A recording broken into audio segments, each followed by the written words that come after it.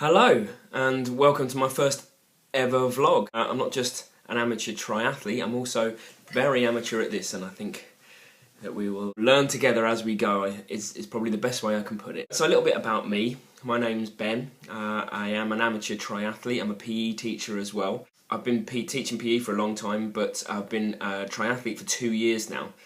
And what's frustrated me about being an amateur triathlete actually is that there's tons of resources, there's everything everywhere, training sessions from coaches, training sessions from people that aren't coaches, you know, even the athletes, but what there's not a central place where everything is stored, where I can go on and think, well, I need to train today, I need to do some swimming, I need to, you know, push my threshold a little bit, and I can't click on something and go, that's what I can do, you know, a threshold swimming session.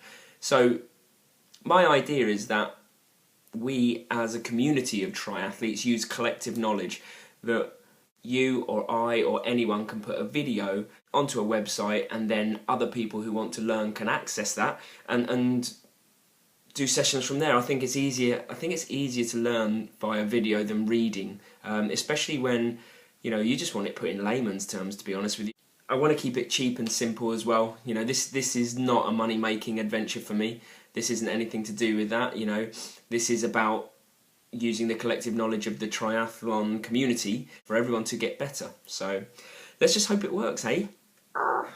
So this first video, what I'm going to do actually is I'm just going to go through the 5 most important things that I've learned so far in triathlon that might help you if you're an amateur triathlete, you've just started out, this is your first season, or whether, you know, a bit more of a seasoned pro, but you're still looking for different ways to push yourself, or you know, to take a little minute off here or there on the actual triathlon day.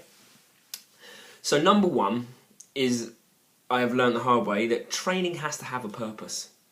If it doesn't have a purpose, then all you're going to do is what I did for the first 2 years pretty much, is I went every session and I pushed myself flat out. Okay, I ran every session towards my threshold. Threshold!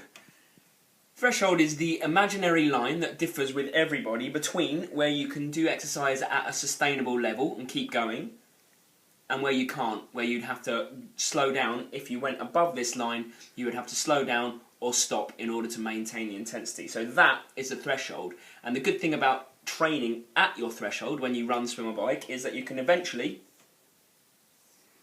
increase your threshold and train at a higher intensity. I cycled every session towards my threshold, just trying to get faster each time, and I swam towards my threshold, you know. And you can't do that. It's not sustainable because it's going to lead to illness and injury, and I've had a few more illnesses this year than I did last year, and I think it's because I've pushed myself a bit harder.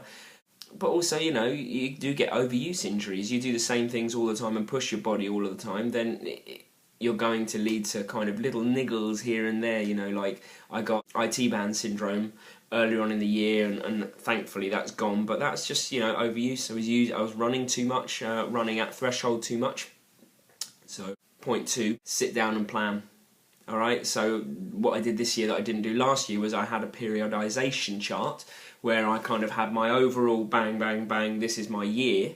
And then, well, that just looked a bit dodgy, didn't it? Sorry. My overall year, and then I had each month saying, this is what we'll be doing this month, and each week in the month, okay? So it's broken down a little bit like that. Obviously that can be time consuming and complicated, but there are more simple ways to do it. At the moment I'm just working on three weeks hard training and 1 week easy to let the adaptations of the training take place, and usually it coincides with me doing a triathlon as well.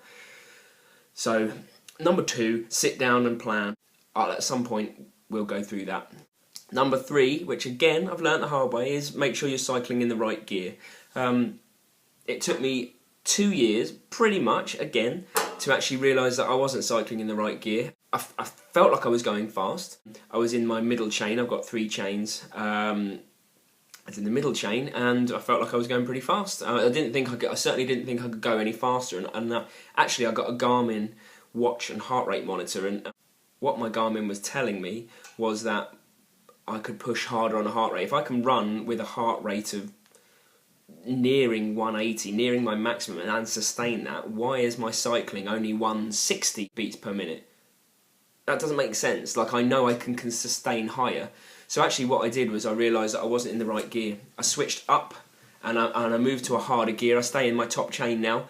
And for example, my last triathlon that I did was about 5 weeks ago now. I did the route just before, but without knowing I was in the wrong gear. I did the route just before, and in the meantime, between doing the route, it was a recce, so I was just, just looking at the route, making sure I knew it in my head. Between doing that and doing the triathlon, what happened was that I took 7 minutes off. I changed which gear I was cycling in the between time, and in the actual triathlon I took 7 minutes off of a 24k bike race. That's substantial, okay? And that's a tough lesson learned, because I don't have a coach, I don't have anything like that. I just do it all myself, and I learn as I go. I watch on YouTube. So yeah, cycling the right gear would be my third point. My fourth point would be treat transitions like the fourth discipline. It can save minutes, absolute minutes. I'm not constantly working on my transitions, but I do spend a good amount of time practicing getting in and out of my wetsuit, or if it's a swimming pool swim, taking my hat, my earplugs out, because I'm prone to ear infections, but that's just a weird thing that I didn't need to tell you.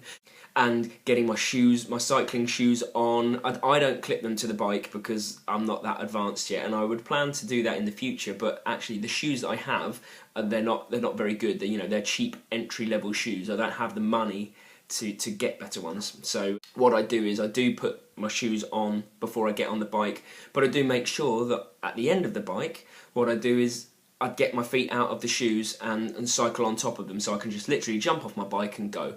So, little things like that, I would say definitely practice that, because between myself and my friend who did the triathlon last time, he didn't practice it, I did. I think I was about 1.5 minutes to 2 minutes, which is quite a substantial amount of time in a sprint distance triathlon. I was that much time faster than him in transition alone.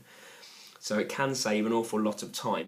And the last one that I'm still learning is that you can't get far in swimming relying on your fitness alone. Even if you are the fittest person, you will not go far in swimming unless you treat it more like golf than a fitness thing.